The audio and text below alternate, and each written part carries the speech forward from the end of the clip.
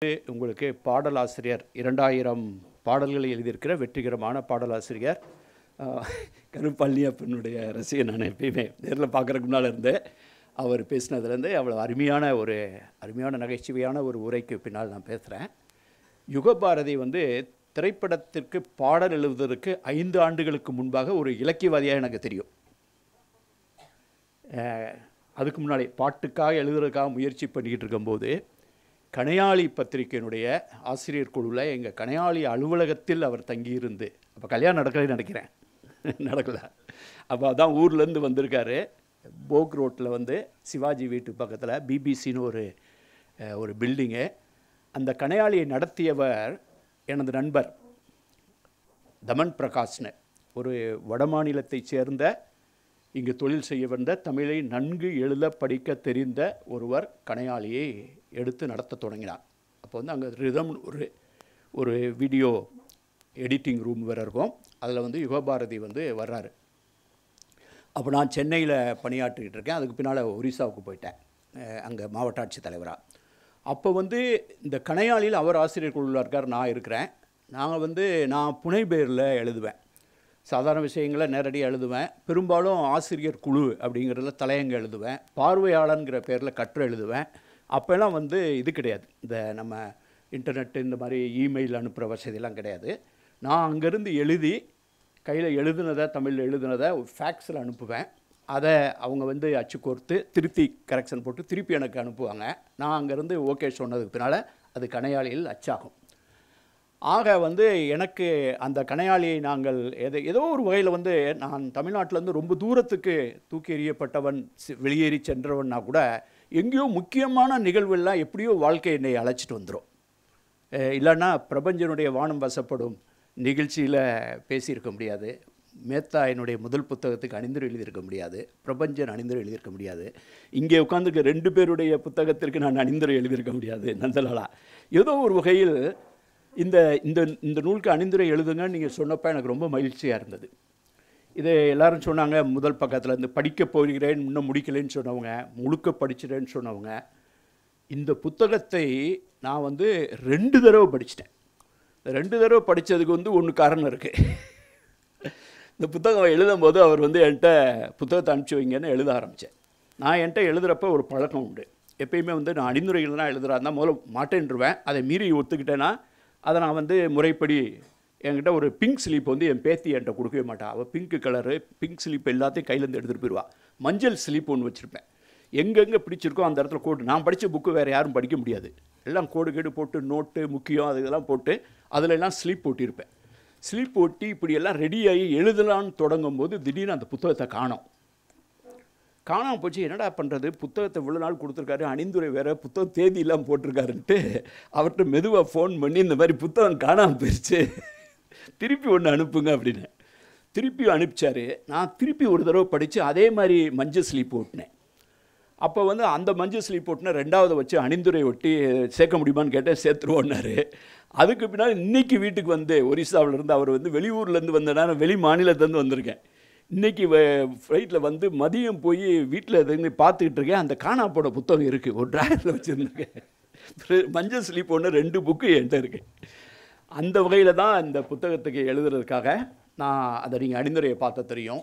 ரொம்ப அதாவது ஒரு புத்தகம் எழுதின ஆசிரியன் இந்த புத்தகத்தை எழுதும்போது எனக்கு பிடித்திருந்தது அப்படின்னு யுகபாரதி எழுதிப்பார். அவருக்கு அவரை பிடிச்சிருச்சுங்கிறார்.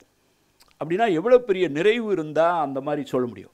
அதே மாதிரி இந்த புத்தகத்தை படிக்கும்போது எனக்கு பிடிச்சிருந்தது, அணிந்துரை எழுதும்போது ரொம்ப பிடிச்சிருந்தது. அதை நான் ரசித்து நிறைவாக இந்த அணிந்துரை நான் தான் எழுதுறதான் பொருத்தம்னு அவர் சொன்னதையும் பண்ணுறேன். இந்த நிகழ்ச்சியில் எல்லோரும் சொன்னாங்க நான் அழைக்கப்பட்டிருக்கேன், நான் எதனால் நண்பர்னால் வந்திருக்கேன், அதனால் வந்திருக்கேன், இதனால் வந்திருக்கேன்ட்டு. நான் 2-3 கோணங்களில் பார்க்கும்போது அவரை தெரியும், அறிமுகமானவர்கள். அந்த கணையாளியை நாங்கள் டேக் ஓவர் பண்ணி நடத்த ஆரம்பித்த போது சீதையம் ஹாலில் ஜெயகாந்தன் கலந்துக்கிட்டார், கமலஹாசனும் கலந்துக்கிட்டார், பாரதி கிருஷ்ணகுமார் பேசினார். அந்த வயசில் அந்த கூட்டத்துக்கு தலைமை தங்கினவே நான். அதுவும் எப்படின்னு தெரில. அதே மாதிரி இந்த நிகழ்ச்சிக்கு வந்திருக்கேன். ஏதோ ஒரு வகையில் things are falling in place. இது எனக்கு ரொம்ப நிறைவாக இருக்குது. இந்த புத்தகத்தை வந்து இந்த சங்க இலக்கியத்தை பற்றிய இந்த புத்தகம், யுகபாரதியினுடைய இந்த புத்தகத்தில் பேசுவதற்கு அழைக்கப்படுவதற்கு நான் முற்றிலும் பொருத்தமானவன் என்று பணிவுடன் கருதுகிறேன். அதுக்கு ஒரு காரணம் இருக்குது. நான் வந்து அவர் சொன்ன மாதிரி தமிழ் இலக்கியத்தை தவிர வேறு எதையுமே படிக்காதவன்.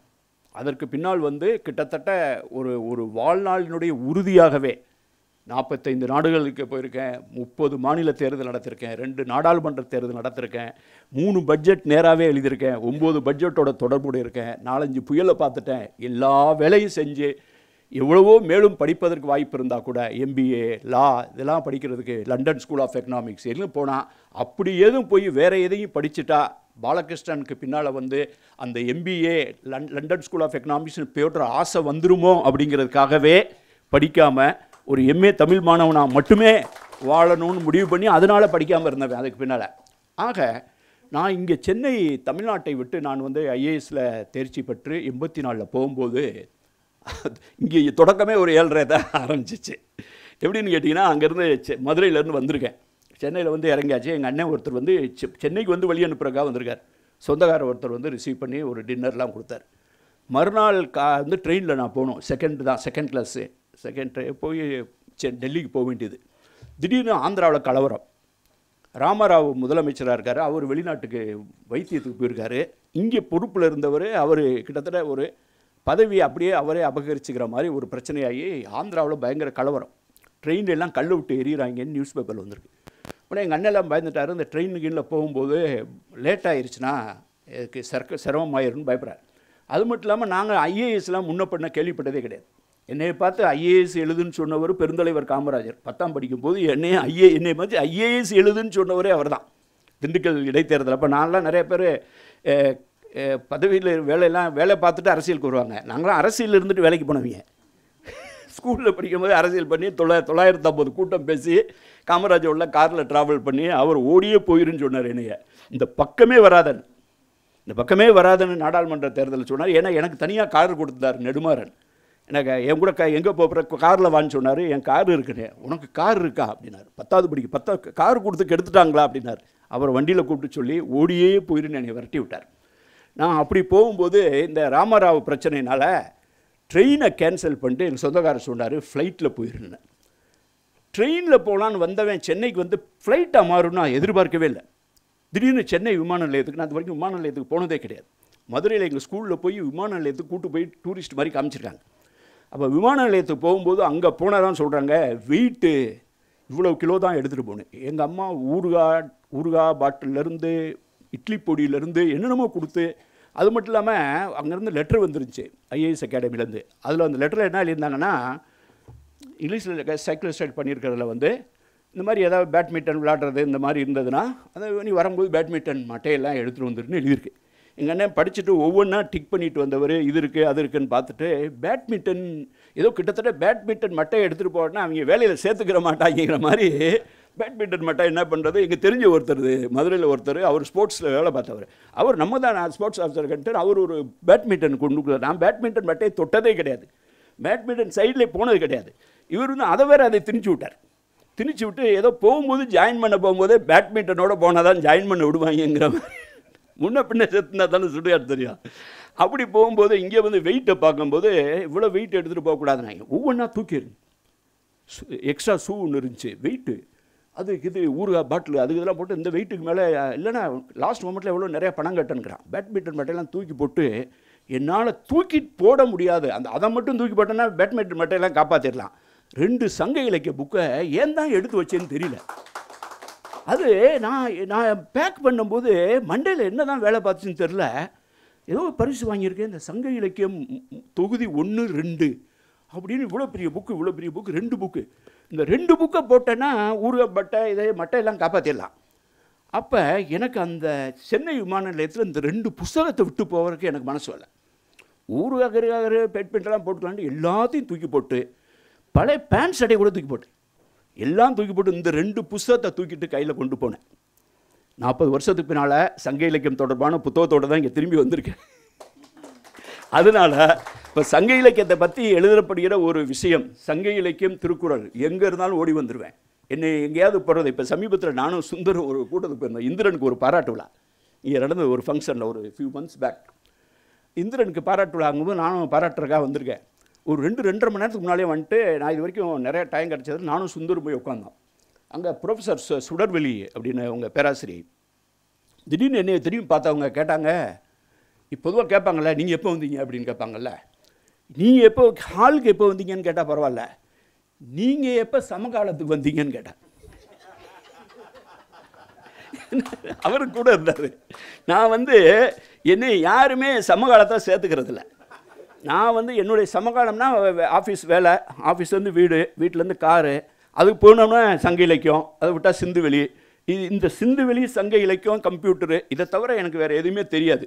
மற்ற இப்போ சமகாலத்தில் கவிதை எழுதுகிறவர், நாவல் எழுதுகிறவர், அப்படி மீட்டிங்கில் தான் அவர் யார் இவர் யாருன்னு கேட்டுக்கிறோன்னே தவிர மற்றபடி எனக்கு இது சம்மந்தமே கிடையாது. இவங்க கேட்குறாங்க திடீர்னு, நீங்கள் எப்போ சமகாலத்துக்கு வந்தீங்க?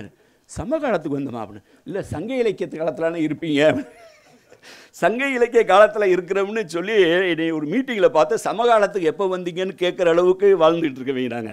ஆக சங்க இலக்கியத்தை பற்றி ஒரு புத்தகம் எழுதப்படுது, அதை யுகபாரதி எழுதப்படுறான்னா எழுதினவருங்கிற முறையில் எனக்கு ஒரு தொடர்பு இருக்குது. சங்க இலக்கிய புத்தகத்தை 2 புத்தகத்தை மட்டும் தூக்கிட்டு மீதி எல்லாம் தூக்கி எரிஞ்சிட்டு போய் திருப்பி சங்க இலக்கியத்தை பேசிக்கிட்டு இருக்க முறையில் 2வது. 3வது, இந்த சங்க இலக்கியம் அப்படிங்கிறது இன்றைக்கி என்ன பேசும்போதெல்லாம் எல்லோரும் சொன்னாங்க, எங்கே தவற விட்டோன்ட்டு. இந்த சிந்துவெளிக்கெலாம் அப்புறம் வருவோம், முடிஞ்சால் பேசுவோம், இல்லைனா முடியணும். அது நீங்கள் யூடியூப் கேட்டாலே தெரியும். இந்த சங்க இலக்கியத்தை எங்கே தவற விட்டோம், நம்ம எங்கே திசை மாறணுங்கிறது 2-3 ஒப்பீனியன் வந்துச்சு. நீங்கள் பார்த்தீங்கன்னா, முதல்ல இந்த புத்தகத்தை பற்றி ஒரு முக்கியமான ஒரு விஷயத்தை சொல்கிறேன். இந்த புத்தகத்தில் இவர் பயன்படுத்த கொண்டு கோட்டு பொருள்கோள் அப்படி இப்படிலாம் மரபுப்படி சொல்லியிருந்தா கூட அவர் பயன்படுத்தியிருக்கிற டெக்னிக் ஸ்ட்ரீம் ஆஃப் கான்சியஸ்னஸ் அப்படின்னு ஒரு நேரேட்டிவ் டெக்னிக் ஒன்று இருக்குது. ஸ்ட்ரீம் ஆஃப் கான்சியஸ்னால் நனவு ஓடைன்னு பேர். நனவு ஓடை. ஒரு மனுஷன் அப்படி நம்ம உட்காந்துருக்கும் போதே மைண்டு அங்கே போகும், அங்கே போயிட்டு இருக்கும்போது இங்கே போகும். அதுக்கு பேர் நனவு ஓடை. நான் தினமணியில் வேலை பார்த்துக்கிட்டு, பத்திரிகையால் வேலை பார்த்துக்கிட்டே ஐஏஎஸ் ப்ரிப்பேர் பண்ணும்போது இந்த நனவோடை டெக்னிக்கை வச்சு தான் நான் எனக்கு ப்ரிப்பேர் பண்ணுவேன். நனவோடை டெக்னிக்னால் பஸ்ஸில் நான் ஒன்று நின்றுட்டு போகலான்னு பஸ்ஸில் உட்காந்துருப்பேன், கண்டக்டர் சீட்டில் உட்காந்துருப்பேன். அப்போ நனவோடைன்னு இப்படி திரும்பி பார்க்கும்போது புலிக்கடை அப்படின்னு ஏதாவது ஒரு புலிக்கடை இருந்துச்சுன்னா புலி அப்படின்னா டேமரினுடைய பொட்டானிக்கல் நேம் என்ன, அப்புறம் திண்டுக்கல் அப்படின்னு பார்த்தா லாக்குன்னா அலிகார். ஒன்றுலேருந்து இந்த செயின் மாதிரியே திங்க் பண்ணிவிட்டு மண்டையில் யோசிக்கிட்டே போவேன். அதாவது படிக்கிறதுக்கு நேரம் இல்லாட்டினாலும் இந்த நனவோடை டெக்னிக்கை வச்சே ப்ரிப்பேர் பண்ணுவேன். இந்த புத்தகம் முழுவதுமே அவர் பயன்படுத்தி இருப்பது நனவோடை. அதாவது ஸ்ட்ரீம் ஆஃப் கான்சியஸ்னஸ். இதை பேசும்போது அது யாவும் வரும், அதை பேசும்போது இது யாவும் வரும், இதை தொட்டு அது, அதை தொட்டு இது, அப்படியே ஒரு வலையை பின்னியிருக்கார். அப்படிப்பட்ட ஒரு சங்க இலக்கியம் நம்முடைய பெருமிதங்களில் ஒன்று. நாம் எங்கே தவற விட்டோம், நாம் ஏன் அதை பேசுகிறோம்? நான் அடிக்கடி சொல்லிகிட்டு இருக்கேன், ஒரு மனிதன் தன்னுடைய 2 கையில் 2 புத்தகங்களை தான் பிடிச்சிக்கிறணும், அதை மட்டுமே விடாமல் கெட்டியாக பிடிச்சிக்கணும்னு சொன்னால் நான் சங்க இலக்கியம், திருக்குறள் இந்த 2ஐ மட்டுமே கெட்டியாக பிடித்துக்கொள்ள வேண்டும். அது என்ன ஆனாலும் நீங்கள் விடக்கூடாது. கம்பராமாயணத்தை விட்டுடலாம், பெரிய புராணத்தை விட்டுடலாம், பக்தி இலக்கியத்தை விட்டுடலாம், வில்லி பாரதத்தை விட்டுடலாம், எல்லாத்தையும் விட்டுடலாம். இருந்தால் படிக்க நேரம் இருந்தால் படிங்க. ஆனால் விடக்கூடாத 2 ஒன்று இருக்கிறது என்றால் அது சங்க இலக்கியமும் திருக்குறளும். ஏன் அப்படின்னு கேட்டால் அதை எங்கே தவற விட்டோம் அப்படின்னு கேட்டிங்கன்னா, கபிலர் இருக்கார்ல, அவர் ஒரு புத்தகம் எழுதுகிறார், குறிஞ்சிப்பாட்டுன்னு. அந்த புக்கை ஏன் பாட்டை எழுதுறேன்னு சொல்லும்போது சொல்கிறாரு, ஆரிய அரசன் பிரகத்தனுக்கு தமிழ் அறிவித்தல் மாட்டு அப்படிவார். ஒரு ஆரிய மன்னன் இருக்கான் பிரகத்தனுக்கு, அவனுக்கு தமிழ்னா என்னன்னு சொல்லி கொடுக்குறதுக்காக இந்த புக்கை எழுதுனேன் அப்படிங்கிறார். குறிஞ்சிப்பாட்டு காதல், அதில் தான் மலர்களுடைய எண்ணிக்கையெல்லாம் வருது. ஆக தமிழ் எனில் அகம், தமிழ் எனில் காதல், தமிழ் எனில் காதல். நீங்கள் பரிபாடல் வைகையில் சொல்லுவான், எல்லாத்துலையும் நீங்கள் தமிழ். அந்த இதில் இந்த அகப்பாடல்கள் இருக்குது பார்த்தீங்களா, அந்த அகப்பாடல் அதனுடைய தமிழினுடைய உள் ஊற்றாக இருக்குது. அதிலிருந்து ஒரு ஸ்டேஜில் நம்ம விலகி தெய்வ காதலுக்கு போனோம். சுந்தர்காளி ஒரு புக் எழுதியிருப்பார், கடவுட்காதல் ஒரு புக் எழுதியிருப்பார். எந்த இடத்தில் மனிதர்களின் காதல் தெய்வத்தின் காதலாக மாற்றப்பட்டதோ மனிதர்களின் காதல் அசிங்கமாக பார்க்கப்பட்டது. அது இன்னைக்கு ஆணவ கொலையில் முடிஞ்சிருக்கு. நம்ம எங்கே தொடங்கணும்? தொடங்கின இடம் மனிதனின் காதல். மனிதனின் காதல்னா எப்படியாப்பட்ட காதல்? சாமானிய காதல் கிடையாது. ஒரு பொண்ணு she is fallen in love, யாரையோ லவ் பண்ணுறா. அவங்க வீட்டில் தெரியல, எப்பயுமே விட்டத்தை பார்த்துக்கிட்டு இருக்கா, தூங்குறா, சரியாக சாப்பிட்றதில்ல, உடம்பெல்லாம் மெலிஞ்சு போயிட்டுருக்கு. அவங்க அம்மாவுக்கு என்னடாச்சு, என்ன அப்படியே ஒரு மாதிரி விட்டத்தை பார்த்துக்கிட்டு இருக்கா, ஒரு மாதிரி இருக்காளே, யார்கிட்டையும் பேச மாறா, டிப்ரெஸ்டாக இருக்கா. அப்போ டிப்ரெஸ்டாக இருக்கும்போது எல்லோரும் பொதுவாகவே காற்று கருப்பு போன இடத்துல ஏதாவது பயந்துருப்பாங்க போது பொதுவாக வந்து எங்கள் ஊர்லலாம் சாமி ஆடுறதை கூப்பிடுவாங்க, ஆளை கோடாங்கெல்லாம் அடிப்பாங்க. அது மாதிரி வேலன் வெறியாட்டுன்னு சங்க இலக்கியத்தில் வந்து வேலன் வெறியாட்டுன்னு அந்த வேலன் கூப்பிடுவான். அவன் வந்து அப்படியே வரவழைச்சி ஆடுகடெல்லாம் பழியெல்லாம் கொடுத்து எந்த இடத்துல கருப்பு எங்கள் ஊர் பக்கம்லாம் கோடாங்கி அடிக்கும்போது அந்த ஏரியாவில் தற்கொலை பண்ணவங்க பேரெல்லாம் வச்சுருப்பாங்க. யாருடைய ஆவி வந்திருக்கும்ட்டு ஒவ்வொரு பேரை சொல்லும் போது மண்டை ஆட்டும் போது சாந்தி தான் வந்திருக்கு அப்படின்ட்டு அந்த பேரை போட்டு இது பண்ணிடுவாங்க. அது மாதிரி இந்த வேலன் வெறியாட்டும் போது அவள் வந்து தோழி சொல்கிறா, முருகனை பார்த்து சொல்கிறா, வேலன்னா முருகன் தானே வந்து இறங்கியிருக்காரு, நீ வந்து இவன் ஒரு டுபாக்கூர் வேலன் பூசாரி கூப்பிட்டான்னு நீ வந்திருக்கே முருகா, நீ வந்து ஒரு கடவுள், நீ எவ்வளோ முட்டா பயலாக இருக்க. யார் ஒரு தோழி வந்து கடவுளை பார்த்து சொல்கிறா, மடவை மன்ற முருக நீ மடத்தனமாக இருக்க, இவன் கூப்பிட்டான்னு வந்திருக்க, உனக்கு தெரியாதா, நீ காரணம் இல்லைன்னு. வேலன் வெறியாட்டுறதுக்கு நீ வந்து அவள் எதுவும் காத்து கருப்பெல்லாம் ஒன்றும் இல்லை, அவள் லவ் பண்ணுறான்னு உனக்கு தெரியாதா அப்படிங்கிறா தோழி. அப்போ முருகனை பார்த்து உனக்கு அறிவிருக்கிறதா என்று கேள்வி கேட்டு இவன் கூப்பிட்டியேன்னு வந்திருக்கு கேள்வி கேட்ட ஒரு தோழி. அது காதலுக்கு அவன் கொடுக்குற முக்கியத்துவம். ஒருத்தன் வண்டி ஓட்டிகிட்டு போகிறான், கூட ஃப்ரெண்டு இருக்கான், அவன் பாப்பனன், அவன் அந்தனர். இவன் வந்து இந்த தலைவன் கேட்குறான், பாப்பன மகனே நீ எல்லாம் வேதத்தெல்லாம் படிச்சிருக்க, உன்னுடைய வேதத்தில் காதலில் கஷ்டப்படுறவனுக்கு ஏதாவது வழி இருக்கா, ஏன்னா அவனுக்கு தெரியும் அது இல்லை அப்படின்னு. ஆக காதல் கொண்டாடப்பட்ட ஒரு காலத்தில் இருந்து அப்படியே அந்த காதலை அப்படியே நாயகை பாவம் என்ற பெயரில் கடவுளை காதலிப்பதாக கடவுட்காதல் என்று நாம் மடை மாற்றினோம். சங்க இலக்கியம் தொடர்ந்து ஒரு அரசியலை பேசிக்கொண்டே இருக்கிறது. நானெல்லாம் அரசியலில் இருக்கிறேன், ஆனால் தேர்தலில் நிற்கலை.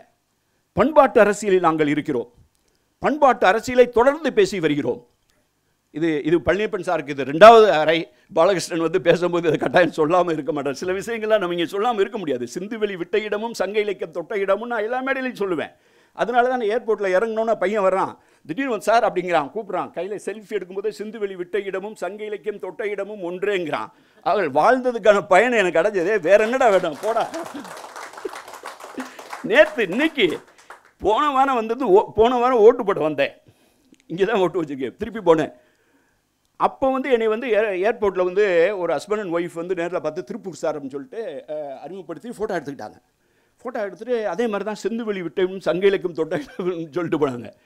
அவங்க இன்றைக்கி போய் திருப்பி இறங்கி இதில் மெட்ராஸ் கஃபேல காஃபி குடிக்கிறக்காக நிற்கிறேன், அதே ஃபேமிலி அதே குடும்பம் அந்தமானுக்கு போயிட்டு இருக்காங்க. சார் திருப்பி பார்த்தோன்னு சொல்லிட்டு அவங்க குடும்பம்லாம் அங்கே ஃபோட்டோ எடுத்துகிட்டு திருப்பி சிந்துவெளி விட்ட இடம் சங்க இலக்கியம் தொட்டோடுவேன். அப்போ எனக்குலாம் என்ன தோணும், அந்த வாழ்க்கை செல்லும்டான்னு. வேறு என்ன வேணும் நம்ம லைஃப்பில், நம்ம கண் எதிரிலேயே நான்லாம் சொல்லுவேன் முந்தி, தமிழுக்கு தண்ணீரில் கண்டோம். தமிழுக்கு தண்ணீரில் கண்டோம்னா என்னன்னு கேட்டோம், நம்ம லெமுரியா கண்டோம், அந்த கண்டோம், இந்த கண்டோம்னு சொல்லி இல்லாத பெருமையை பேசி இருக்கிற பெருமையை விட்டோம். இந்த நாட்டினுடைய இந்த இந்திய துணைக்கண்டத்தினுடைய மிகச்சிறந்த பண்பாடு மொஹஞ்சதாரோ ஹரப்பா, அதனுடைய உரிமையாளர்கள் அப்படின்னு சொல்லி உரிமை கொண்டும் நிலைக்கு நாம் வந்திருக்கிறோம். அதுதான் பெருமை. அந்த பெருமிதத்தை ஏன்னு கேட்டிங்கன்னா, சங்க இலக்கியம் ஒரு மாநிலத்தினுடைய இலக்கியம் அல்ல, ஒரு மாவட்டத்தின் இலக்கியம் அல்ல. தமிழும் கூட அப்படித்தான். இது ஒரு மாவட்ட மொழி அல்ல, ஒரு மாநிலத்தின் மொழி அல்ல, இது ஒரு நாகரிகத்தின் மொழி. அதை போலவே சங்க இலக்கியம் ஒரு மாவட்டத்தின் இலக்கியம் அல்ல, ஒரு மாநிலத்தின் இலக்கியம் அல்ல, இது இந்திய துணைக்கண்டத்தின் இலக்கியம். சங்க இலக்கியத்துக்கு தான் தெரியும் கவரிமா, அவர் சொன்னார் பார்த்தீங்களா விலங்கு, யானையை பற்றி. கவரிமாங்கிற விலங்கு இமயமலையில் 15,000 அடிக்கு கீழே இறங்கி வந்தால் முடி உதிர்ந்து செத்து போயிடும், அதுக்கு மேலே தான் இருக்கும். அங்கு வானத்தை தொடுகிற கவரிமாவை பற்றி சொல்லும் போதெல்லாம் சங்க இலக்கியத்தில் இமயம் வானத்தை தொடுகிற இடம் தான் சொல்லுவான். அது நரந்தைங்கிற ஒரு நரும் புல்லை சாப்பிடும், வாசனை புல். தகரம்ங்கிற ஒரு மரத்துக்கு கீழே தூங்கும். நான் போய் திபேத்து கல்ச்சரல் சென்டர், நான் காஷ்மீர் தேர்தல் நடக்கும்போது லடாக்கில் போய் விசாரிச்சிருக்கேன். அது எங்கே தூங்கும், அது என்ன புல் சாப்பிடும், அது எந்த மரத்துக்குள்ள தூங்குன்னு கேட்டிங்கன்னா, அந்த தகர மரம் நரந்தை நரும்புல் அப்படின்னு சொல்கிறத நீங்கள் கூகுள் பண்ணி பாருங்கள். அரோமா டீ ஆஃப் யாக்குன்னு போடுங்க. திபேத்லேயும் சைனாவிலையும் ஒரு டீ விற்பான். அந்த டீ என்னன்னு கேட்டிங்கன்னா ரொம்ப வாசனையாக இருக்கும். அதுக்கு அவன் சொல்கிற காரணம், இந்த கவரிமா இந்த வாசனை புல்லை தின்னுட்டதுனால அந்த வாசனை உடம்புல இறங்கி அது பாலில் இறங்கி அந்த பாலில் போட்ட டீனால் அது வாசனையாக இருக்குன்னு அது இன்றைக்கி நீங்கள் கூகுள் பண்ணுங்கள். இந்த டீட்டெயில் சங்க இலக்கியத்துக்கு எப்படி தெரிஞ்சிச்சு? எலும்பு தின்னும் ஒட்டகம். நிறைய பேர் இங்கே வந்து சங்க இலக்கியத்தில் பற்றி சங்க இலக்கியத்தினுடைய பாலைத்திணை பாடல்கள்னே ஒரு PhD தீசிஸே இருக்குது 1952. அதில் ஒட்டகம்ங்கிற வார்த்தையே இல்லை. ஆனால் ஒட்டகம் எலும்பு தின்னும் என்று இந்தியாவிலே சொன்ன ஒரே இலக்கியம் சங்க இலக்கியம்தான். ஆனால் தமிழ்நாட்டில் பாலைவனம் இல்லை. அந்த ஒட்டகம் சும்மா போகலை, சர்க்கஸில் இல்லை, கோயிலில் கட்டி போடலை. அந்த ஒட்டகம் வணிகர்களுடைய சுமையை தூக்கி செல்கிறது. தென்னிந்தியா முழுவதுமே மாடு தான் தூக்கிட்டு போகும், ஒட்டகம் தூக்கிட்டு போகாது. அந்த ஒட்டகம் எப்படி தெரிஞ்சது? ஒரு இடத்தில் ஒரு அத்திரிங்கிற ஒரு கோவியர் கழுத மாதிரி அத்திரிங்கிற ஒரு மிருகத்தினுடைய தலைவன் அவன் வண்டியில் ரேக்லா மாதிரி ஓட்டிட்டு வர்றான். அதனுடைய கால் நொண்டிகிட்டே போகுது. ஏன்னு கேட்டிங்கன்னா அதை சுறாவினுடைய குஞ்சு காலில் கடிச்சிருக்கு. ஒரு சுறா ஒரு அத்திரியினுடைய காலை கடிக்கக்கூடிய ஒரே இடம் கட்ச். நன்னன் என்ற மன்னனுடைய பாரம் பாலி அவன் சொல்கிற மலை நவீனமலை எல்லாமே மகாராஷ்டிராவில் லொக்கேட் பண்ணியிருக்கோம். கொற்கை வஞ்சி தொண்டி நூற்றுக்கணக்கான கண்ணகி பூம்புகார் கோவலன் எல்லாமே. ஆக சிந்துவெளிக்கு உரிமை கொண்டாடுவதன் மூலமாகத்தான் இந்திய துணைக்கண்டத்தினுடைய பண்பாட்டு அரசியலை மீட்டெடுக்க முடியும் என்று நாங்கள் உறுதியாக நம்புகிறோம். ஆக அங்கே தான் நம்ம தவற விட்டோம்னா என்னாச்சு? ஆனால் சங்க இலக்கியம் அந்த அரசியலை பேசுகிறது. சங்க இலக்கியத்தை வந்து நம்ம எப்படி எடுத்துக்கிறோம்னு கேட்டிங்கன்னா, அப்பயே நமது மீது பண்பாட்டு தாக்கங்கள் வர தொடங்கி விட்டன. பல்யாக சாலை முதுகுடும்பி பெருவழிதுன்னு ஒரு பாண்டியர் மன்னன் இருக்கான். அவன் எவ்வளவு யாகங்கள் நடத்திருந்தா அவனுக்கு பேர் பல்யாக சாலை முதுகுடும்பி பெருவழிதின்னு பேர் வச்சுருப்பாங்க. அந்த காலகட்டத்திலே வந்ததுக்கு பின்னால் சங்க இலக்கியம் அரசியல் பேசுகிறது, பண்பாட்டு அரசியலை பேசுகிறது. இந்தியாவினுடைய இப்பெல்லாம் பேசிய புதிய கல்விக் கொள்கைன்னு பேசிக்கிட்டு இருக்கோம்ல, நியூ எஜுகேஷன் பார்ட்டி. இந்தியாவினுடைய தமிழ்நாட்டினுடைய முதல் கல்விக் கொள்கையை அறிவிப்பவனின் பெயர் ஆரியப்படை கடந்த நெடுஞ்செழியன். அவன் சொல்கிறான், அறிவுடையோன் ஆறு அரசும் செல்லும். என்னுடைய கவர்மெண்ட் எவன்ட்ட அறிவு இருக்கோ அவன் சொல்கிறதான் கேட்கும். வேற்றுமை தெரிந்த நாற்பால் உள்ளும். நீங்கள் டிஃப்ரென்ஸாக சொல்கிறீங்கல்ல, பிராமின் சத்ரியா வைசியா சூத்ரான் சொல்லலாம். நீங்கள் சொல்கிற அந்த வேற்றுமை தெரிந்த நாட்பால் உள்ளும். மூத்தோன் வருகை என்னாது, எவன் வந்து படித்தானோ கீழ்ப்பால் ஒருவன் கற்பின் மேற்பால் அவன்கண் படுமே, அறிவுடையோன் ஆறு அரசும் செல்லும். இந்த வேற்றுமைக்கெல்லாம் அப்பால் எவன் படிச்சிருக்கானோ அவன் பேச்சை என் கவர்மெண்ட் கேட்குன்னு சொன்ன முதல் பாலிசி அனௌன்ஸ்மெண்ட். இன்னொருத்தர் மாங்குடி கிளார்னு அவர் சொல்கிறாரு, என்கிட்ட வந்து 4 உணவினுடைய பேர் 4 குடியினுடைய பேர்னா பாணன் பறையன் துடியன் கடம்பன். அப்போ வந்து எல்லாம் வேந்தர் இருக்காரு, பிராமின் இருக்கா, எல்லாம் இருக்காங்க. ஆனால் நான் சொல்கிறது இந்த குடின்னு சொல்கிறது பாணன் பறையன் துடியன் கடம்பன் தான் சொல்லுவேன். அப்போ நெல் இருக்குது, அரிசி இருக்குது, கரும்பு இருக்குது. 4 உணவை கேட்டினா வரகு திணை அவரை கொள்ளு, இந்த 4 தான் சொல்லு. வம்புக்கே 4ன்னு பேசுகிறான். ஆக ஒரு அரசியலை அது காத்திரமாக முன்வைத்தது. அது பேசுகிற பண்பாட்டு அரசியல் வந்து இன்றைக்கும் பொருத்தமாக இருக்குது. நான் சங்க இலக்கியத்தை பற்றி பேசுவதெல்லாம் பெருமைக்காக பேசுகிறதே கிடையாது. நம்ம அப்படி இருந்தோம் இப்படி இருந்தோம் கிடையாது. சங்க இலக்கியம் பேசிய வாழ்வியல் விழுமியம் வந்து இன்றைக்கும் சூழல் பொருத்தமாக இருக்குது. கொரோனா நேரத்தில் என்ன நடந்துச்சு? லட்சக்கணக்கான மக்கள் தேசிய நெடுஞ்சாலைகளில் நடந்து சென்றார்கள். நம்ம தொழிலாளர்களை வந்து டிஷ்யூ பேப்பர் யூஸ் பண்ண மாதிரி தூக்கி எறிஞ்சிட்டோம். நம்மளாம் வெக்கப்படணும். ஆனால் மக்கள் லட்சக்கணக்காக போகும்போது இங்கெல்லாம் எங்கே சாப்பிடுவாங்க, எப்படி சாப்பிடுவாங்க, எங்கே தூங்குவாங்க? சங்க இலக்கியம் விடை வைத்திருக்கிறது. சங்க இலக்கியம் இந்த புத்தகத்தை வந்து நான் எழுதின அந்த முன்னுரைக்கு வந்து அவர் தான் தலைப்பை சூஸ் பண்ணார். இந்த நேர் நிறைங்கிறது பதிப்பகம். அது எப்போ ரொம்ப நாளாக இருக்கா? நேர் நிறைனா கூவிலம். இந்த யாப்பிலக்கத்தில் நேர் நிறை என்பது கூவிலம். ஒரு அருமையான பேர் வச்சு இதில் என்னுடைய புத்தகத்தை கட்டுரையிலிருந்தே வந்து தலைப்பையும் கொடுத்துருக்கிறாரு. அறத்தின் ஆதார சுருதியா? இது வந்து என்னுடைய அறத்தின் ஆதார சுருதின்னு. சங்க இலக்கியம் பேசினுடைய அறத்தினுடைய ஆதாரமே வந்து பகிர்தல் அறம் தான். பகிர்தல் அறம், சட்டம் நீதி எல்லாத்துக்கும் அடிப்படையாக இருக்கிறது வந்து டிஸ்ட்ரிபியூட்டிவ் ஜஸ்டிஸ். இந்த டிஸ்ட்ரிபியூட்டிவ் ஜஸ்டிஸை ரொம்ப தெளிவாக சங்க இலக்கியம் பேசுது. பசிப்பினி மருத்துவன் இல்லம் அப்படிங்கிற ஒரு கான்செப்ட் சொல்லுது. ஒருத்தன் வந்து ஆனால் பாடுறவன் வந்து குளமுட்டுத்து துஞ்சிய கிள்ளி விளவன். அவன் பாடுறது பண்ணன்கிற ஒரு சாதாரண ஒரு மன்னனை, ஒரு சாதாரண ஒரு குடிநில தலைவனை. அவன் வந்து பசிப்பினி மருத்துவன் இல்லம் அப்படின்னு சொல்லி அந்த டிஸ்ட்ரிபியூட்டிவ் ஜஸ்டிஸை வந்து சங்க இலக்கியம் பேசுகிறது. நிறைய பேர் பேசும்போது சொன்னாங்க, எங்கே வேறுபடுகிறோம், இந்த 2 வேறு கருத்தியல்கள், 2 வேறு அரசியல்கள், 2 வேறு கோட்பாடுகள். உண்மையிலே நீங்கள் திருப்பி பார்த்தீங்கன்னா நம்மளை தொடர்ந்து துரத்திக்கிட்டே இருக்கிறது. மதுரைக்கு போங்க, மதுரையில் வந்து புட்டுக்கு மண் சுமந்த கதைன்னு இருக்கும். புட்டுத்தோப்புன்னு ஒரு ஊரே இருக்கும், ஒரு ஏரியாவே. மதுரையில் வந்திருக்காரு எழுத்தாணிக்காரரு. எங்கள் ஏரியாவில் பயங்கரமான இருக்குது, சுடுதண்ணி வாய்க்கால் ரோடுன்னு ஒன்று இருக்கும், தலைவிரிச்சான் சந்துன்னுலாம் இருக்கும். ஏரியா பார்த்திங்கன்னா பயங்கரமான பேரெல்லாம் இருக்கும் மதுரையில். தலைவிரிச்சான் சந்து, சுடுதண்ணி வாய்க்கால் ரோடு, புட்டுத்தோப்புலாம் இருக்கும். ஆக புட்டுக்கு மண் சுமந்த கதை. பூம்புகாரில் வெள்ளம் வந்த கதை இருக்கும் செட்டியார்களுடைய வரலாறில். அவங்க வந்து எப்படி செட்டிநாட்டுக்கு வந்தாங்கும்போது பூம்புகாரில் வந்த வெள்ளம் தொடர்ந்து நம்மை துரத்தி கொண்டே இருப்பது ஒரு வெள்ளம். வெள்ளம் பற்றிய மீள்நிலைவுகள், கடற்கோள் பற்றிய மீள்நிலைவுகள். வெள்ளத்தால் பாதியையும் கள்ளத்தால் மீதியையும் இழந்தவர்கள் நாம். வெள்ளத்தால் பாதியையும் கள்ளத்தால் மீதியையும் இழந்த வரலாறு நம்முடைய வரலாறு. அப்படிப்பட்டதில் வந்து நீங்கள் வித்தியாசத்தை பார்க்குறேன்னா நான் சொல்லுவேன், 2 வகையான approach towards politics, towards culture. ஒன்று வந்து நீங்கள் நல்லா நம்முடைய இலக்கியத்தில் பார்த்தீங்கன்னா, ஒரு மன்னன் ரொம்ப முக்கியமாக தனக்கு வந்து ஒரு எமோஷ்னல் இஷ்யூ, ஒரு தன்மான பிரச்சனை அப்படின்னு நினைக்கிறது. ஒரு நாடு விழுந்துருச்சா அப்படின்னு அடையாளம் காட்டினா அவன் ஒரு காவல் மரம் வச்சுருப்பான். அந்த காவல் மரம் தான் அந்த அரசாங்கத்தினுடைய மரமாக இருக்கும். அதுக்கு பேர் கடி மரம்னு பேர். கடி காவல், ரொம்ப காவல் இருக்கும். அந்த மரத்தை போய் ஒருத்தன் வெட்டிட்டானா, அல்லது அந்த மரத்தை வெட்டி யானையை கட்டி போட்டானா, அந்த ராஜ்யமே, அந்த பேரரசே விழுந்துட்டது மாதிரி அர்த்தம். அதனால் அந்த மரத்தை சுற்றி காவல் காத்துக்கிட்டே இருப்பாங்க. ஆக மரத்தை காவல் காற்ற ஒரு அரசு, அதாவது டெரிட்டோரியலுக்கு ஐடென்டிட்டி வந்து காவல், அதாவது இருத்தல். ஒரு இடத்துல இருந்து அந்த மரத்தை காப்பாற்றிட்டே இருப்பான். இன்னொரு அணுகுமுறை இருந்தது, அதுக்கு பேர் வந்து அஸ்வமேத யாகம்னு பேர். குதிரையை ஓட்டி விடுவான். அந்த குதிரை எங்கெங்கெல்லாம் போகுதோ அந்த குதிரை போன இடம்லாம் என்னுடைய இடம் சொல்லுவான். ஆக இதுதான் வித்தியாசம். குதிரை போற்றப்படுவதற்கு பேசும்போது சொன்னார், ஏன் யானை போற்றப்படலை, ஏன் எருமை போற்றப்படலைன்னு. எருமை வந்து அணிநடை எருமைன்னு சொன்னது மட்டும் கிடையாது, அண்ணல் ஏறுன்னு சொல்லுவான்.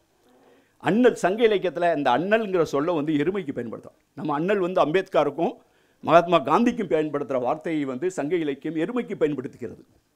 சிந்துவெளியில் குதிரை இல்லை, எருமை இருக்கிறது.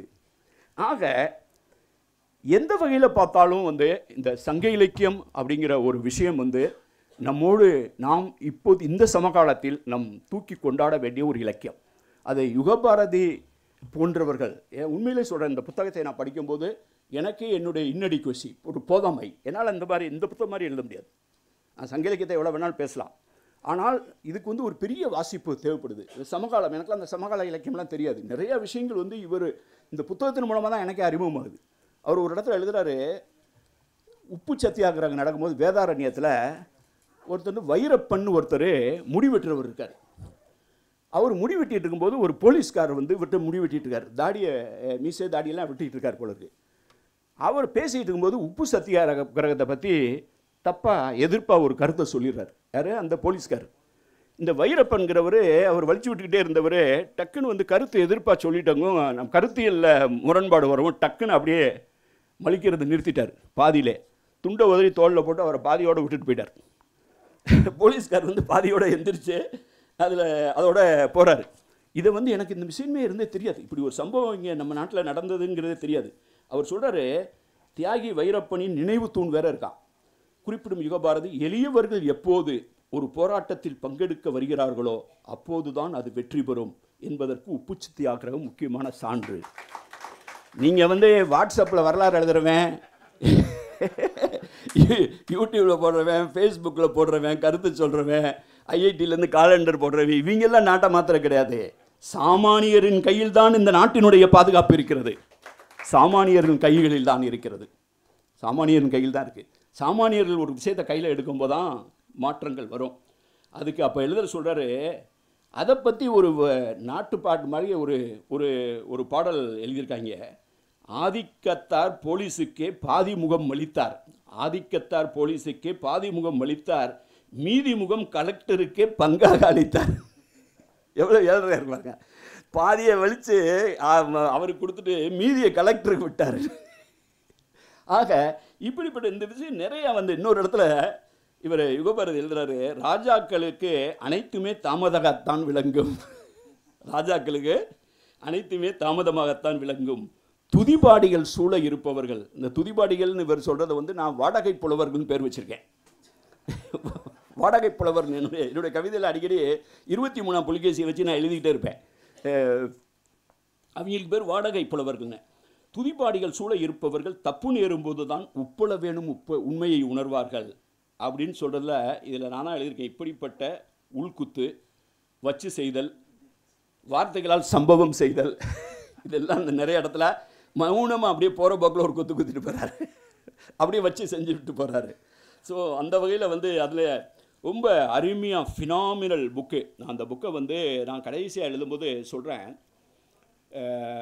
ஆரியப்படை கடந்த அறிவுசார் சமூகத்தின் ஆணிவர் மேல் கணக்கு ஓப்பளிக்கிறது, மிகவும் மகிழ்ச்சியாக இருக்கிறது, விட்டால் இன்னும் எழுதிக்கொண்டே போவேன், இத்துடன் நிறுத்திக் கொள்கிறேன் அப்படின்னு இருந்தேன். நான் அந்த அளவுக்கு எனக்கு இந்த புத்தகம் பிடித்திருந்தது. இது நாம் கையில் எடுக்க வேண்டியது. இந்த ப்ரொப்போசல், இந்த கூட்டத்தினுள்ள வந்து நான் ஒரு ப்ரொப்போசலை வைக்க விரும்புகிறேன். ஏன்னா நாம் ஒரு அறிவு சார்ந்த சமூகத்தை சேர்ந்தவர்கள். இதை நம்ம செய்யாட்டினா யார் பண்ண போகிறாங்க? நானும் எதுக்கு இந்த 40 வருஷத்தில் பறந்து பறந்து பறந்து பறந்து நான் ஒரு நாள் சுந்தரோட உட்காந்து கணக்கு பார்த்துக்கிட்டேன். இந்த ஆங்கில புத்தகத்தை ஜேர்னி ஆஃப் சிவிலைசேஷன் முடிக்கிற சூழலில் நான் 2018 ரிட்டையர்ட் ஆகிட்டேன். நான் ரிட்டையர்ட் ஆகி 6 வருஷம் ஆகுது. இன்னும் நான் வேலை பார்த்துட்டு இருக்கேன் ஒரிசாவில். நான் அங்கேயே வைத்திருக்கப்பட்டிருக்கேன். இப்போ தான் சமீபத்தில் உலக ஒரிய மாநாட்டை வெற்றிகரமாக நடத்தி காமிச்சோம். அது யாதும் ஊரே யாவரும் கேளீர்னு ஒரு படிப்பு இருந்தால் தான் அந்த மாதிரிலாம் கொண்டாட முடியும். நமக்கு அப்படி ஒரு ஓப்பன், ஒரு திறந்தவெளி சமுதாயம், நாம் ஒரு அறிவு சார்ந்த சமுதாயம். நான் உட்காந்து கணக்கு பார்த்து இந்த புத்தகத்துக்கு எத்தனை தடவை வெள்ளிக்கிழமை நைட்டு ஃப்ளைட்டில் ஏறினா கடைசி ஃப்ளைட்டு, இங்கே மிட் நைட் வந்து சனிக்கிழமை ஞாயிற்றுக்கிழமை ஒர்க் பண்ணிவிட்டு திங்கக்கிழமை திருப்பி போய் புவனேஸ்வருக்கு போய் 11 மணிக்கு ஆஃபீஸுக்கு போயிடுவேன் மீட்டிங்க்கு. இதை மட்டும் எத்தனை தடவை வந்து இந்த புத்தகத்தை வந்து ஒரு 70 தடவை வந்திருக்கேன் ஒரு தொடர்ந்து இந்த 3 ஆண்டுகளில். அப்படி ஓடி ஓடி ஓடி ஓடி எது நம்மை வழி நடத்துகிறது என்றால், எது வழி நடத்துகிறதுனா அந்த சங்க இலக்கியத்தை எழுதி அந்த எதிர்வினை ஆற்றியவன் எதை நினைத்து செய்தான்? அவனுக்கு எதாவது தெரியுமா? இந்த சங்க இலக்கியத்தை ஏட்டுச்சுவடியில் எழுதுவாங்க, அதை ஏட்டுச்சுவடியில் 150 வருஷத்துக்கு ஒரு தடவை படியெடுப்பான், வெள்ளைக்காரன் வருவான், அதை கண்டுபிடிச்சி அச்சு இயந்திரத்தோடு வருவான், அது புத்தகமாகும். இன்றைக்கி வந்து புத்தகமே கிடையாது, எல்லாமே இணையத்தில் இருக்குது. இணையத்தில் சங்க இலக்கியம். இத்தனை படிகளை தாண்டி இந்த சங்க இலக்கியம் வந்து சேரும். இந்த ஏட்டில் படி எடுத்தான் பாருங்க, அவனுக்கு எதாவது தெரியுமா? அவனுக்கு யார் மெடல் கொடுக்க போகிறோமா? அச்சுக்கு ஒருத்தவனுக்கு மெடல் கொடுக்க போகிறோமா? இந்த சமூகம் எந்த எதிர்பார்ப்பையும் இல்லாமல் செய்ய முடிகிறது என்று சொன்னால் நம்ம ஏன் செய்யக்கூடாது? அவர் சொன்னது மாதிரி செய்க பொருளைன்னு சொன்னார் பார்த்தீங்களா? திருவள்ளுவர் ரொம்ப யோசிச்சு சொல்லியிருப்பார், அறம் பொருள் இன்பம், அறம் பொருள் இன்பம். ஆனால் அறம் ஈனும் இன்பமும் ஈனும் திறனறிந்து தீதின்றி வந்த பொருள் அப்படிம்பார். அறத்தையும் இன்பத்தையும் கொடுக்கறது பொருள் தாண்டாம்பார். ஆனால் ஒரே ஒரு கண்டிஷன், அந்த பொருள் வந்து தீதின்றி வந்த பொருளாக இருக்கும். ஹவ் யூ மேக் ஹார்ம்லெஸ் வெல்த்னு. ஹார்ம்லெஸ் வெல்த்து, வெல்த் ஹார்ம்லெஸ்ஸாக நீங்கள் ஊரடிச்சு உலையில் போட்டிருந்தீங்க, அது வந்து வெல்த்து கிடையாது, அது கிடையாது. அவன் அதை எவனோ ஒருத்தர் சம்பாதிச்சுட்டு போவேன், அதை அனுபவிச்சு வேற ஆள் தான் இருப்பான். ஊரடிச்சு உலையில் போட்டவனா அவன் உட்காந்து அனுபவிச்சதே கிடையாது. நீங்கள் அதை வேற இன்னொருத்தன் தான் சாப்பிடுவான். அப்படின்னு இருக்கும்போது ஒரு நம்ம என்ன பண்ணலாம்னு நினைக்கிறேன்னா, இந்த சங்க இலக்கியத்தை வந்து உலகத்துக்கு கொண்டு போகணும். ஏகே ராமானுஜம் பண்ணார், வைத்திய ஹெர்பர்ட் பண்ணியிருக்காங்க, எல்லாம் பண்ணிங்க. நீங்கள் இனிமேல் இதில் போனீங்கன்னா பிரபாகரன் ஒருத்தர் புறநானூருக்கு அவ்வளோ அருமையாக உரை எழுதிருக்காங்க. நிறைய பேர் வெளிநாட்டில் இருக்காங்க, அவங்களுக்கு நேரம் கிடைக்கும்போது ஆங்கிலத்துலேயும் தமிழ்லையும் பண்ணிட்டு இன்றைக்கி இணையம் வேறு வந்துருச்சு. அப்போ நம்ம வந்து இதை உலகத்துக்கு எடுத்து செல்ல வேணும். அங்கே ஜேர்னி ஆஃப் சிவிலைசேஷன்லாம் எழுதும்போது இதை யாரும் வாங்கி படிப்பாங்கன்னு நான் நினைக்கவே இல்லை. அவ்வளோ 3.5 கிலோ வெயிட்டு, 3.5 கிலோ வெயிட்டு. என்னுடைய வாழ்க்கையினுடைய நோக்கம் இதை மட்டும் எழுதிட்டா போதுன்ட்டு. ஆனால் 10,000 புக்கு ஆங்கிலத்திலையும் தமிழ்லையும் சேர்ந்து 10,000 புக்கு எங்களால் ஹேண்டில் பண்ண முடியல. இப்போ நான் தமிழ்நாடு கவர்மெண்ட்டுக்கு எழுதியிருக்கேன், ஒன்றுமே வேணாம், நீங்கள் எடுத்துகிட்டு நீங்களா விற்றுக்கு அடித்து என்ன வேணாலும் கொடுத்துங்க, யாருக்கு வேணாலும் கொடுத்துங்கன்னு சொல்லி சரண்டர் ஆகிட்டோம். அந்தளவுக்கு அமெரிக்காவில் $838 அதை விற்றுருக்கான் பிளாக்ல இந்த புத்தகம். வேணால் அங்கே வந்து இது கிடையாது, பிரதி கிடையாது.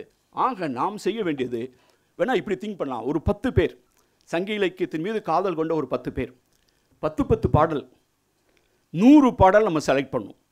இந்த 100 பாடல்களை செலக்ட் பண்ணி தமிழில் கொண்டு அதை ஆங்கிலத்தில் உரியவர்களை வைத்து மொழிபெயர்த்து உலக மொழிகளில், அதாவது செலக்ட் பண்ண இந்த சங்க இலக்கியத்தில் சொல்லியிருக்க எல்லாமே சிறப்பாக இருக்குன்னு அவசியம் கிடையாது. அது பேசுகிற அரசியல், அது பேசுகிற விழுமியம், அதில் சமகாலத்திற்கு எது தொடர்பு இருக்கிறதோ. இப்போ நான் சொல்ல பசிப்பினி மருத்துவம் இருக்குல்ல, உருப்பசியும் ஓவாப்பினியும் செருபகையும் சேராத இயல்வது நாடு. ஒரிசாவில் இந்த கொரோனா நேரத்தில் தெருவில் ஒருத்தன் கூட நடந்து போகல, கொரோனாவுக்கு ட்ரீட் பண்ணி ஒரு நயா பைசா யாருமே செலவழிக்கல, எல்லாத்தையுமே நாங்கள் பேமெண்ட் பண்ணோம் கவர்மெண்ட்லேருந்து. ஆக அதுக்கு பயிற்சி எங்கே? அப்படி திங்க் பண்ணுறதுக்கே எங்களுக்கு சங்க இலக்கியம் சொல்லி கொடுக்குது. சங்க இலக்கியம் சமகாலத்திற்கு தொடர்புடையது. ஆக அப்படி ஒரு 100 பாடல்களை தேர்ந்தெடுத்து இந்த கூட்டத்தில் இது ஒரு அவுட்கம்மாக இருந்ததுன்னா, ஒரு 100 பாடலை 10 பேர் தேர்வு செய்து அதை தமிழில் கொண்டு வந்து ஆங்கிலம், ரஷ்யன், இந்த மாதிரி ஃப்ரெஞ்ச், ஜெர்மனி, அப்புறம் இந்தியாவில் இருக்கக்கூடிய முக்கியமான மொழிகள் எல்லாத்துலேயும் போட்டு இந்த கீழடியை பற்றி இது போட்டாங்க. ஒரு தமிழ்நாடு தொல்லியல் துறையிலேருந்து ஒரு 23 மொழியில் பண்ணுவாங்க. அப்பயே வந்து சமஸ்கிருதத்துலேயும் போட்டாங்க. ஏன்னா சமஸ்கிருதத்தில் ஆளில கடையில் ஏன் டீ ஆத்துறீங்க அப்படின்னு கேட்டப்ப நாங்கள் கொஞ்ச நாள் சென்று கேட்டு இதில் இவ்வளோ விற்றுச்சு, ஒரியாவில் எவ்வளோ விற்றுச்சு, பெங்காலியில் விற்றுச்சுன்னா சமஸ்கிருதத்தில் ஒரு புக்கு கூட விற்கலை. ஏன்னா அது வாங்கி படிக்கிறதுலாம் யாரும் கிடையாது. ஆக நம்ம வந்து இதை வந்து சமஸ்கிருதம் உள்ளிட்ட எல்லா மொழிகளிலும் இதை அச்சிடுவதற்கு நாம் ஏற்பாடு செய்ய வேண்டும். ஒரு 100 கவிதைகளை தேர்ந்தெடுத்து செய்யணும். அதை இந்த கூட்டத்தில் முடிவு செய்வோம் என்று சொல்கிறேன். என்னை அழைச்சதுக்கு ரொம்ப நன்றி. இந்த கூட்டத்தில் கலந்துட்டது எனக்கு ரொம்ப மகிழ்ச்சியாக இருக்குது. ஒரு அடர்த்தியான கூட்டம், ரொம்ப பொருத்தமான ஒரு ஆசிரியர். I think you done a great job. மிக்க நன்றி, வணக்கம்.